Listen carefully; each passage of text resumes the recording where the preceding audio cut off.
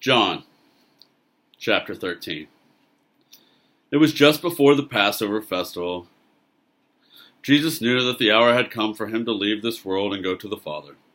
Having loved his own who were in the world, he loved them to the end. The evening meal was in progress, and the devil had already prompted Judas, the son of Simon Iscariot, to betray Jesus. Jesus knew that the Father had put all things under his power, and that he had come from God and was returning to God. So he got up from the meal, took off his outer clothing, and wrapped a towel around his waist. After that he poured water into a basin and began to wash his disciples' feet, drying them with the towel that was wrapped around him. He came to Simon Peter, who said to him, "Lord, are you going to wash my feet?" Jesus replied, "You do not realize now what I am doing, but later you will understand." "No," said Peter, "you shall never wash my feet." Jesus answered, "Unless I wash you, you have no part with me." "Then, Lord," Simon Peter replied, "not just my feet, but my hands and my head as well." Jesus answered, "Those who have had a bath need only to wash their feet. Their whole body is clean. And you are clean, though not every one of you." For he knew who was going to betray him, and that was why he said not everyone was clean. When he had finished washing their feet, he put on his clothes and returned to his place. "Do you understand what I have done for you?" he asked them. "You call me teacher and Lord, and rightly so, for that is what I am. Now that I, your Lord and teacher, have washed your feet, you also should wash one another's feet. I have set you an example that you should do as I have done for you.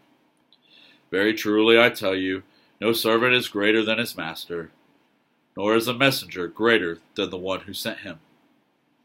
Now that you know these things, you will be blessed if you do them. I am not referring to all of you.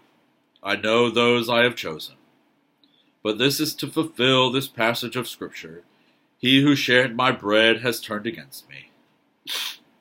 I am telling you now before it happens, so that when it does happen, you will believe that I am who I am. Very truly I tell you, whoever accepts anyone I send accepts me, and whoever accepts me accepts the one who sent me." After he had said this, Jesus was troubled in spirit and testified, "Very truly I tell you, one of you is going to betray me." His disciples stared at one another, at a loss to know which one of them he meant. One of them, the disciple whom Jesus loved, was reclining next to him. Simon Peter motioned to this disciple and said, "Ask him which one he means." Leaning back against Jesus, he asked him, "Lord, who is it?" Jesus answered, "It is the one to whom I will give this piece of bread when I have dipped it in the dish." Then dipping the piece of bread, he gave it to Judas, the son of Simon Iscariot. As soon as Judas took the bread, Satan entered into him. So Jesus told him, "What are you about to do? What you are about to do, do quickly." But no one at the meal understood why Jesus said this to him. Since Judas had charge of the money, some thought Jesus was telling him to buy what was needed for the festival, or to give something to the poor. As soon as Judas had taken the bread, he went out, and it was night. When he was gone, Jesus said, "Now the Son of Man is glorified, and God is glorified in him. If God is glorified in him, God will glorify the Son in himself, and will glorify him at once. My children, I will be with you only a little longer. You will look for me, and just as I told the Jews, so I tell you now, where I am going, you cannot come. A new command I give you, love one another, as I have loved you. So you must love one another.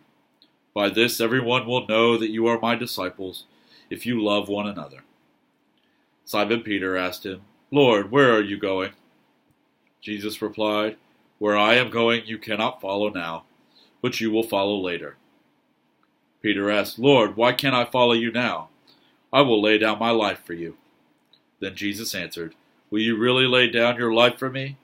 Very truly I tell you, before the rooster crows, you will disown me 3 times.